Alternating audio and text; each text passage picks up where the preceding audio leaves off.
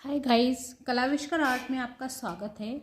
कलाविष्कर art में आज हम जो रैपिड स्केचेस कैसे बनाते हैं, कैसे होना चाहिए, एनाटॉमी कैसी होनी चाहिए, एनाटॉमी के लिए क्या परफेक्ट ड्राइंग कैसे बनाती है, लाइंस कैसी होनी चाहिए, बेसिकली लाइंस है कि नहीं।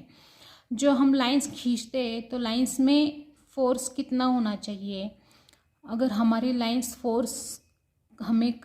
में फोर्स लाना है तो हमें क्या यूज़ करना चाहिए। आज हम वो लेक्चर देखेंगे और आपको रैपिड स्केचेस भी बताएंगे कि कैसे क्रिएट करना है। आई बात ख्याल में, अगर हम रैपिड स्केचेस करना चाहते हैं तो पहली बार हमें लाइंस को ईजी से जो है फ्री हैंड ड्राइंग करना ज़रूरी है। सबसे बेहतर हम ऐसे कंडस्टर एकदम हाथ को रोक के नहीं कर सकते। फ्री हैंड ड्राइंग हुआ तो ड्राइंग अच्छा होता है। तो इजीली स्केच जो है रैपिड स्केचेस के लिए लाइंस बहुत ज़रूरी है कि नहीं। तो रैपिड स्केचेस के लिए जो हम लाइंस खींचते हैं, ये जो लाइन से हमारी इजी आनी चाहिए। हम जो ये लाइन से इजी खींचते हैं, है कि नहीं। उसके बाद में ये स्लीपिंग लाइंस, ये जो है ये भी इजी सी होनी चाहिए यहाँ पे, है कि नहीं। फिर उसके बाद में जो है ये सर्कल जो है वो भी इजी से यहाँ पे जो है ये इजी से आता है बात ख्याल में। बोल तो ये जो है हम इसका हमेशा सराव करेंगे तो हमारे लाइंस में फोर्स आ जाएगा।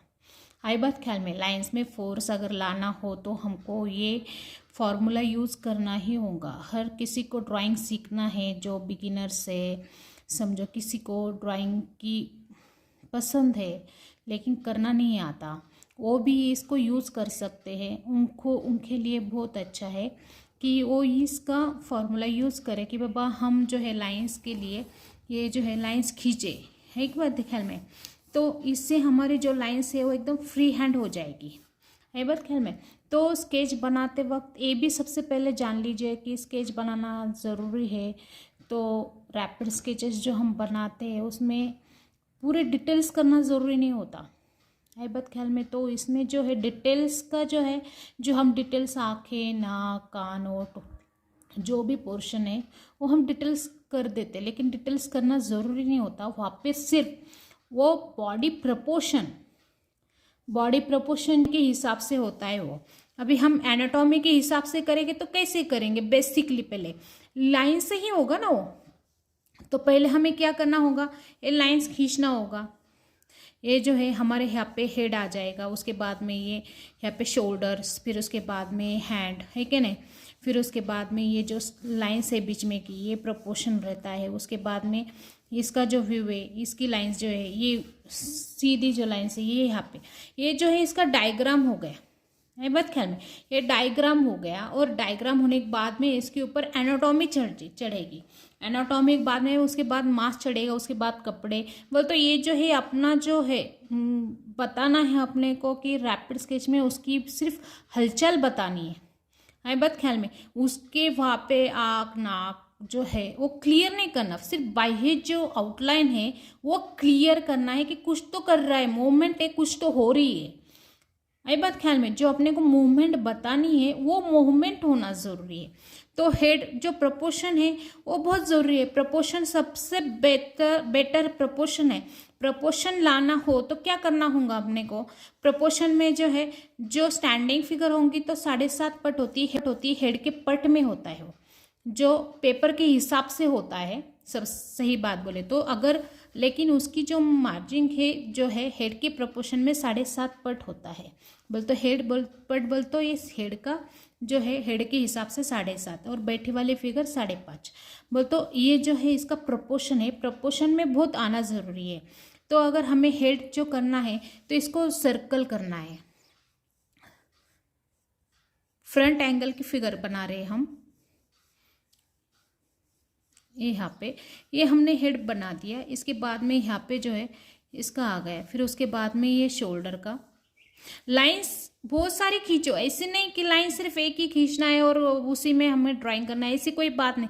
बहुत सारे लाइंस खींचो, उसमें से आपका एक ड्राइंग क्लियर आ जाएगा। ये अभी एनाटॉमी का जो है प्रपोर्शन ये हो गया इसका बेसिकली। अभी इसको हम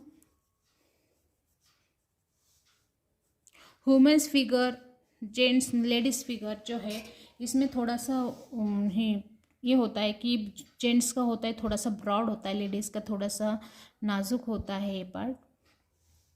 तो उस हिसाब से हमें बनाना है। अगर हम जेंट्स का बनाते हैं तो ये ब्रॉड हो जाएगा।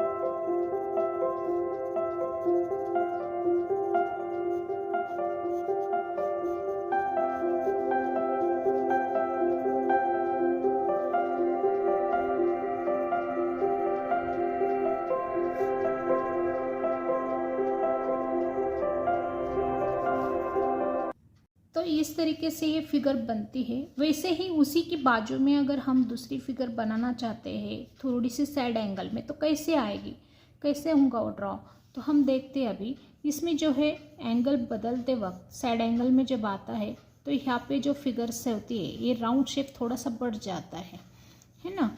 तो ये जो शेप होता है इसमें जो राउंड शेप है इस तरीके से होता है।